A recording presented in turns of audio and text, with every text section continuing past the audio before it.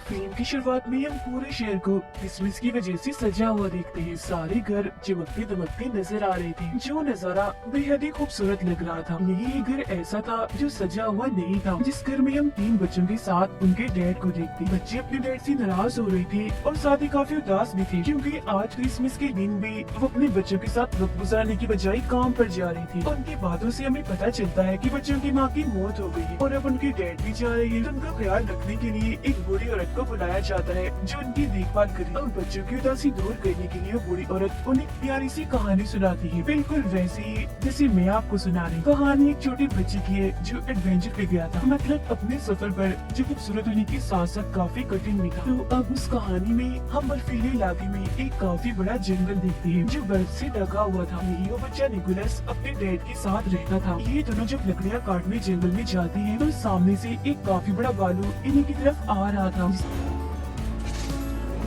देखकर ये दोनों काफी डर जाते हैं और भागकर वापस अपने घर आ जाते हैं। यहाँ हमें पता चलता है कि निकोलस ने अपनी मॉम को बचपन में ही खो दिया था। साथ ही उनकी माली हालत भी काफी खराब थी। वो काफी गरीब थी, क्योंकि ना तो उनके पास खाने के लिए ज्यादा सामान है और ना ही पैसे कमाने का कोई जरिया है। एक रात निकोलस अपने डैड को कहता है, चलिए पापा आज मुझे कोई कहानी सुनाए, जो बहुत मजे की। जब उसकी डैड उसे उसकी मॉम की ये कहानी सुनाती है कि काफी सालों पहले तुम्हारी मॉम ने इन बर्फीली चोटियों को पार किया। वहाँ 2 सोते हुए मॉन्स्टर थे जो दरअसल पहाड़ थे। तुम्हारी मॉम उनके बीच से निकलकर दूसरी तरफ गई, जहाँ एक अलग ही नस्ल के लोग रहते हैं जिन्हें एल्व्स कहा जाता है, और वो एल्व्स का गाँव था जिसका नाम एल्फिन था। एल्व्स दरअसल होते तो इंसान ही है, बस उनकी शक्ल सूरत थोड़ी सी अलग होती है, मतलब उनके कान थोड़ी सी नुकीले और लंबी होती है। वो एल्व्स लोग कोई आम नहीं थे, बल्कि उनके पास जादुई शक्तियाँ थी। उन्होंने तुम्हारी मॉम के साथ काफी अच्छा बर्ताव किया, काफी अच्छे से उनका वेलकम किया, और फिर जब तुम्हारी मॉम वापस लौटी तो उनके पास बहुत सारी चॉकलेट्स और खिलौने थे जो आसपास के लोगों में हमने बांट दी, जिससे हर तरफ खुशियाँ फैल गई। इसी तरह उन्होंने कमरे में किसी जानवर की होने का एहसास होता है। तब उसकी डैड उस जानवर को मारने के लिए कुल्हाड़ी उठाकर उसे ढूंढने लगती है, मगर देखती है कि वो जानवर तो एक छोटा सा चूहा है, जिसे मारने की उसकी डैड बहुत कोशिश करती है,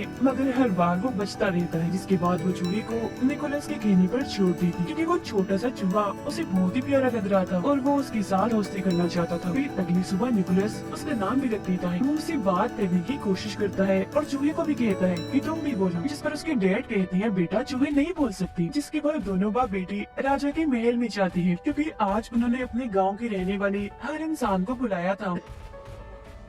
राजा उन सभी को बताती है कि मैंने उम्मीद के साथ साथ जीने का मकसद भी खो दिया है, और जो इंसान मुझे उम्मीद के साथ साथ जीने का मकसद लाकर देगा तो उसके बदले में मैं उसे माला माल कर दूंगा। अब जो कहानी निकोलस के डैड ने उसे सुनाई थी वो अब पूरे ही गांव में फैल गई थी, जिससे लोगों को लग रहा था कि एल्व्स का गांव एल्फिन सच में पाया जाता है, जहां जाकर वो राजा के लिए खुशियां, उम्मीद और जीने का मकसद ला सकती है, जिसके बदले में राजा उन्हें माला माल कर देगा और वो अमीर बन जाएंगे। गाँव के कुछ लोग निकोलस के डैड से मिलने आते हैं और उन्हें अपने साथ चलने का कहती है, जिसमें वो एल्फिन गांव को ढूंढेंगे और राजा के दिए हुए इनाम से अमीर हो जाएंगे। तो अब अपने सारे हालात गरीबी को देखकर उसके डैड भी उनके साथ जाने के लिए मान जाते हैं। ये बात जब वो निकोलस को बताते हैं तो वो उदास हो जाता है, मगर वो उसे तसल्ली देते हुए कहती है, मैं वादा करता हूँ बेटा 7 से 8 दिन में मैं वापिस आ जाऊंगा और मेरे आने तक तुम्हारा ख्याल मेरी बहन रखेगी। फिर जब उसके डैड की बहन घर आती है तो वो उसके डैड के सामने तो काफी अच्छी बातें करती है, बहुत अच्छे से पेश आती है, मगर जब उसके डैड जाती है तो वो अपना रंग दिखाने लगती है। वो पूरे घर पर कब्जा करके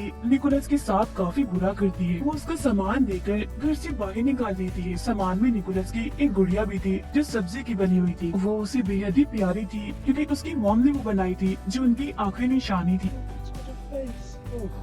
बाहर आने के बाद निकोलस अपने लिए एक टेंट लगाता है और अपने चूहे दोस्त के साथ रात बाहर ही गुजारता है। अब काफी दिन हो गई थी, मगर अभी तक उसके डैड वापस नहीं आई थी, जिससे वो भी अब अपने डैड के वापस आने की उम्मीद खो चुका था। उसे लग रहा था कि कहीं उसके डैड के साथ कुछ हो ना गया हो। डैड अब खाने की तंगी तो उन्हें पहले से ही थी, मगर एक दिन उसके डैड की बहन उसे काफी मजेदार सूप बना के देती है, जिसे काफी मजे लेकर निकोलस पीता भी है, मगर तभी वो बताती है कि ये सूप मैंने तुम्हारी गुड़िया से बनाया, जिस उसे काफी गुस्सा आ गया था, इसीलिए वो उस पर चिल्लाने लगता है। मगर अब तभी निकोलस की नजर अपने जलती हुई टोपी पर जाती है जो उसकी मॉम ने ही बनाई थी। तब वो जल्दी से टोपी लेकर बाहर आता है और बर्फ भी उसे लगाकर आग बुझा देता है। वो देखता है कि टोपी पर एक नक्शा बना हुआ है और ये नक्शा बिल्कुल वैसे था जैसे उसके डैड ने उसे कहानी सुनाई थी, जिससे वो समझ जाता है कि उसकी मॉम की कहानी सच्ची थी। एल्फिम का गाँव सच में पाया जाता है जहाँ जादू है, तो इसीलिए अब वो ये फैसला करता है कि मैं भी उस गाँव में जाऊंगा। और फिर अगले ही दिन वो अपने साथी चूहे के साथ अपने सफर पर निकल जाता है। सफर के दौरान वो चूहे को नए नए अल्फाज सिखा रहा था, हालांकि उसे पता भी था कि बोल नहीं सकता। पूरा एक दिन का सफर तय करने के बाद वो एक गाँव में पहुँचता है जहाँ उसकी मुलाकात एक बूढ़ी औरत से होती है जो उसे वापस जाने का कहती है और ये भी कि तुम्हारी मेहनत बेकार जाएगी। एल्फिम नहीं पाया जाता, उसकी तलाश में ऐसे जगह जगह मत भटको। मगर वो उसकी बात नहीं मानता और अभी भी अपना सफर जारी रखता है। कुछ और दिन का सफर करने के बाद वो एक गुफा में पनाह लेता है। वहाँ भी बर्फ थी तो पत्थर को रगड़कर वो आग जलाता है और फिर दुआ करने लगता है कि अगर जादू सच में पाया जाता है तो मेरा चूहा बोलकर दिखाए। और फिर तभी सच में उसका चूहा बोलने लगता है, जो देख निकोलस काफी चौंक जाता है।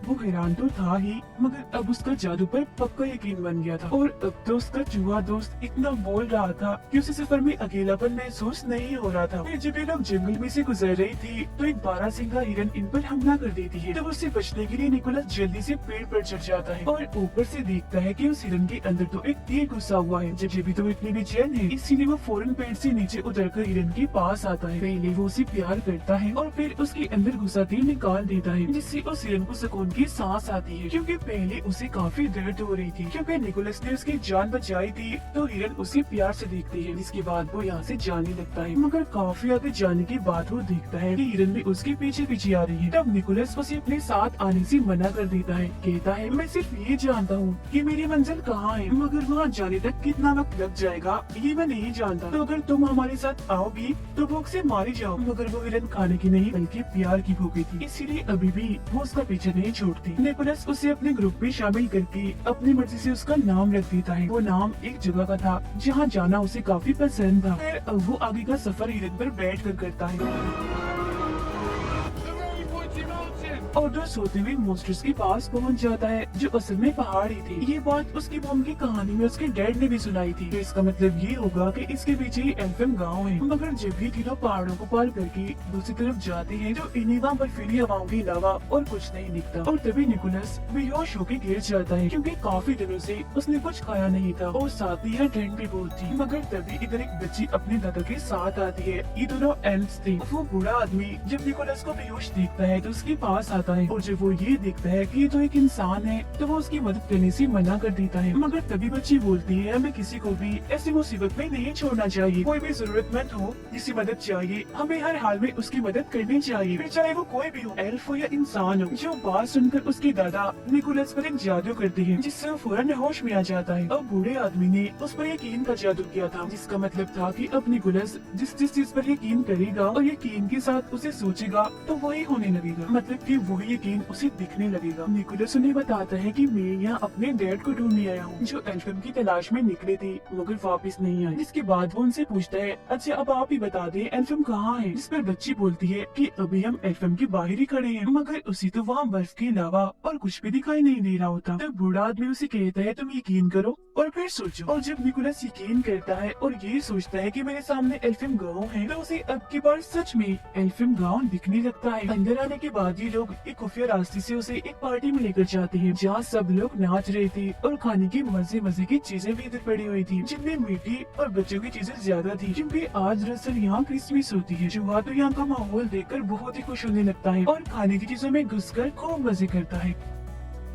मगर तभी इसी बीच एल्फ्स की रानी वहाँ आ जाती है और सब कुछ तबाह कर देती है, क्योंकि उसने सबको पार्टी करने से मना किया था। वजह ये थी कि सभी एल्फ्स काफी दुखी थे, क्योंकि इंसानों ने उन्हें धोखा दिया था। वो एक एल्फ बच्चे को अगवा करके अपने साथ ले गए थे। ये सुनकर निकोलस उठता है तो रानी उसे देखकर और भड़क जाती है, कहती है ये क्या, अभी भी हमारे गाँव में एक इंसानी बच्चा है, ये क्या हो रहा है इधर। वो निकोलस से पूछती है क्या कर रहे हो यहाँ, और वैसे तुम इधर आई क्या करने हो, एक और बच्चे चुराने आई हो। जो सुनकर निकोलस उन्हें बताता है, नहीं रानी जी, मैं किसी बच्ची को अगवा करने नहीं आया बल्कि अपने डैड को ढूंढने आया हूँ, क्योंकि वो एल्फियम गांव की तलाश में निकली थी। और आप फिक्र मत कीजिए, मैं आपसे वादा करता हूँ कि वो एल्फ बच्चा जिसे इंसान अगवा करके ले गई है उसे मैं वापस जरूर लेकर आऊंगा। मगर रानी उसकी एक नहीं सुनती और सजा देने के लिए उसे एक मीनार की चोटी में कैद कर देती है। यहाँ उसकी मुलाकात एक उड़ने वाली एल्फ से होती है जो दरअसल एक एल्फ परी थी। उसे पटाखे फोड़ने का बहुत शौक था, उसके पास जादू था जिसकी मदद से वो हवा में पटाखे फोड़ा करती थी। और एक अच्छी बात, वो हमेशा सच बोलती थी। अब निकोलस उसे बताता है कि मेरी मोम भी यहाँ एल्फियम आई थी, उनके साथ तो यहाँ के लोगों ने बहुत अच्छा सलूक किया था, काफी अच्छे से उनका वेलकम किया था। मगर रानी ने तो मुझे यहाँ इस मीनार में कैद कर दिया है और मुझे अपने डैड को ढूंढना है, तो प्लीज मेरी मदद कर दो ना यहाँ से निकलने में। जिस पर वो मान जाती है। मगर तभी इधर एक काफी बड़ा मॉन्स्टर आ जाता है जो पहले सो रहा था और अब इन दोनों की आवाजों से उसकी आँख खुल गई थी। वो जैसे एक इंसान इन निकोलस को यहाँ देखता है तो उसे पकड़ लेता है, क्योंकि वो उसे खाने का सोच रहा था। जो देखकर तो निकोलस की हालत खराब हो जाती है। तो वो परी एल्फ उसकी जान बचाने के लिए मॉन्स्टर के मुंह में एक जलता हुआ पटाखा डाल देती है, जिससे वो मॉन्स्टर किसी गुब्बारे की तरह फट जाता है और वो निकोलस को लेकर यहाँ से उड़ जाती है। वो दोनों फिर एक घर की छत पर आगे गिरते हैं, जिन्हें रानी की गार्ड देख लेती है। तब उनसे बचने के लिए वो निकोलस को यहाँ से ले जाने लगती है। इसी भागम भाग में निकोलस एक क्लास में घुस जाता है, जहाँ की टीचर एक इंसान को देखकर काफी हैरान थी और फौरन गार्ड्स को यहाँ बुलाने लगती है। मगर तभी वो टीचर को समझाता है कि आप इंसानों को इसीलिए बुरा समझती है ना कि वो एल्फ बच्चे को अगवा करके ले गई। मैं वादा करता हूँ कि उस बच्चे को वापस जरूर लेकर आऊंगा। जो सुनकर वो टीचर निकोलस को एक खुफिया रास्ते से भगा देती है। इतनी ही देर में इधर उसके हिरन दोस्त भी आ गई थी, जिस पर निकोलस और एल्फियम परी बैठकर यहाँ एल्फियम गांव से निकलने लगती। जिस दौरान गार्ड भी उनका पीछा कर रही थी। तब उनका ध्यान भटकाने के लिए एल्फ परी बार बार पटाखे फोड़ने लगती है। मगर जब वो देखती है कि बाहर जाने का दरवाजा बंद हो रहा है तो वो खुद अंदर ही रुककर निकोलस को यहाँ से भगा देती। काफी मीलों का सफर तय करने के बाद भी निकोलस को उस अगवा हुए एल्फ बच्चे का कोई नामो निशान नहीं मिलता। फिर जब वो गौर से दुआ करता है कि मुझे कोई रास्ता दिखाएं, तो तब उसे जंगल में एक गोल्डन रंग की रस्सी बंधी हुई दिखती है, जिसका पीछा करने पर वो एक पिंजरे तक पहुंचता है। इसमें और कोई नहीं बल्कि वो एल्फ बच्चा कैद था। अब इससे पहले वो उसे यहाँ से निकालता तब इधर कुछ लोग आ जाते हैं, जिनमें निकोलस के डैड भी थे। वो अपने डैड से गले मिलता है और कहता है कि हमें इस एल्फियम बच्ची को वापिस छोड़ना होगा, जिस पर उसके डैड समेत सब लोग मना कर देते हैं। कहते हैं कि नहीं, हम इसे वापस नहीं दे सकते, क्योंकि हो सकता है कि राजा इसे देकर खुश हो, इससे उन्हें उम्मीद और जीने का मकसद मिले, जिसके बदले में वो हमें ढेर सारा पैसा देंगे। तो इसीलिए अब ये निकोलस को भी पेड़ से बांध देते हैं। उसे उसके डैड ही बांध रहे थे। जिस दौरान चूहा उनसे बोल रहा था, उन्हें ऐसा करने से मना कर रहा था। अब चूहे को बोलता हुआ देखकर वो भी काफी हैरान थी।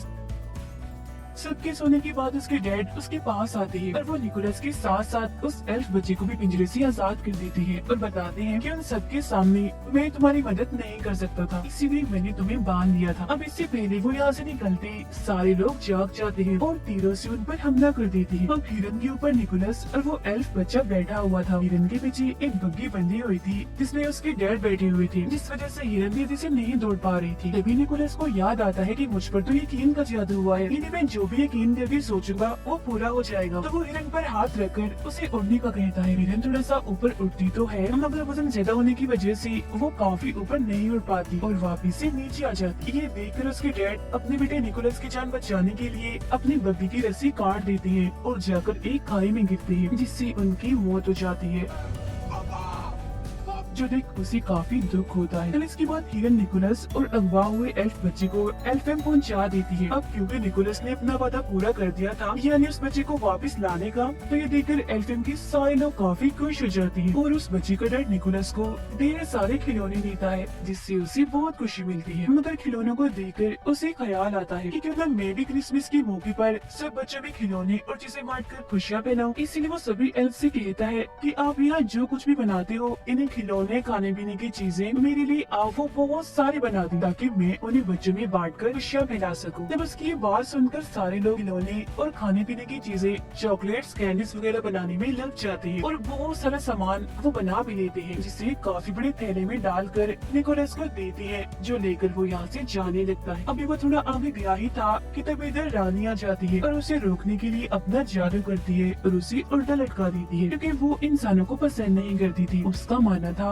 कि इंसान मतलबी होते, मगर तभी रानी की नजर निकोलस की गले में लटके लॉकेट पर जाती है जो उसकी मॉम का था। निकोलस ये बात रानी को बताता है कि ये मेरी मॉम का है, तो वो उसे नीचे उतारती है। वो जज्बाती हो गई थी और कहने लगती है कि काफी सालों पहले तुम्हारी मॉम इधर आई थी, हम दोनों बहुत अच्छी दोस्तें थी, मगर जब वो यहाँ से गई तो बहुत सारे खिलौने और चॉकलेट लेकर गई। साथ ही जाने से पहले उन्होंने ये वादा किया था कि मैं वापस आपसे मिलने आते रहा करूंगी, मगर आज काफी साल हो गए हैं वो कभी भी नहीं आई। जिस पर निकोलस बताता है कि वो आती जरूर, मगर जब मेरी मॉम यहाँ से गई एक बीमारी की वजह से उसकी मौत हो गई। ये सुनकर रानी समेत सभी लोग काफी हैरान और दुखी हो गई थी। रानी को यकीन आ गया था कि सब इंसान एक जैसे नहीं होते, मतलब अगर इंसान बुरे होते हैं तो उनमें से कुछ अच्छे भी होते, इसीलिए वो उसे तोहफे से भरा हुआ थैला ले जाने देती है। निकोलस चीजों से भरा थैला लेकर ईगन पर बैठता है और उड़ जाता है और सीधा आता है राजा के महल में, जहाँ राजा काफी उदास थे। वो राजा को खिलौनों की सूरत में खुशी और उम्मीद की किरण दिखाता है, जिसके बाद राजा और निकोलस हिरन पर बैठकर सब बच्चों के घर जाते हैं और उनके पास खिलौने और चॉकलेट्स कैंडीज रखते हैं, क्योंकि जब बच्चे सुबह उठकर अपने खिलौने देखकर खुश होंगे तो बच्चों की वो खुशी राजा के लिए उम्मीद की किरण होगी। सब बच्चों को खिलौने बांटने के बाद राजा निकोलस से कहते हैं कि मेरे लिए काम करो कि हर साल ऐसे तुम्हें खिलौनों की सूरत में बच्चों को खुशियाँ और उम्मीद देनी होगी, और इस काम में मैं भी तुम्हारा साथ दूंगा। और साल का वो दिन होगा क्रिसमस का दिन, जिस पर वो मान जाता है। इसके बाद निकोलस अपने डैड की बहन के पास जाकर उन्हें भी चॉकलेट्स देता है और उड़ जाता है। उसे उड़ता हुआ देखकर वो काफी हैरान भी थी और अब उसे भी जादू पर यकीन हो गया था। अब ये प्यारी सी कहानी इधर ही खत्म हो जाती है, जो सुनकर वो तीनों बच्चे काफी खुश हो जाते हैं। ये शुरुआत वाले जिन्हें बूढ़ी औरत कहानी सुना रही है। जब वो नीचे आती है तो देखती है कि उनका पूरा घर क्रिसमस की लाइट्स और पेड़ों से सजा हुआ है, जो देखकर उन बच्चों की खुशी का तो कोई ठिकाना ही नहीं रहता। फिर जब वो बूढ़ी औरत बाहर जाने के लिए अपनी टोपी पहनती है तो बच्चों को उनके बड़े से नकीली से कान दिख जाती है, जो देख वो समझ गई थी कि ये भी एक एल्फ ही थी। और बाहर जाकर वो बूढ़ी औरत आसमान में अपने जादू से पटाखे फोड़ने लगती है, जो देख हम समझ जाती है कि ये और कोई नहीं बल्कि एल्फ परी है जो सच बोला गई। तो ये कहानी हमें बहुत सारे सबक देती है, यानी हमें हमेशा ही खुशियों को बांटते रहना चाहिए और दूसरों की मदद करनी चाहिए, फिर चाहे वो क्रिसमस का दिन हो या कोई भी। और हमें बुरों के साथ भी अच्छा करना चाहिए और हमेशा हर चीज के होने का यकीन रखना चाहिए। इसी के साथ ही ये प्यारी सी कहानी इधर ही खत्म हो जाती।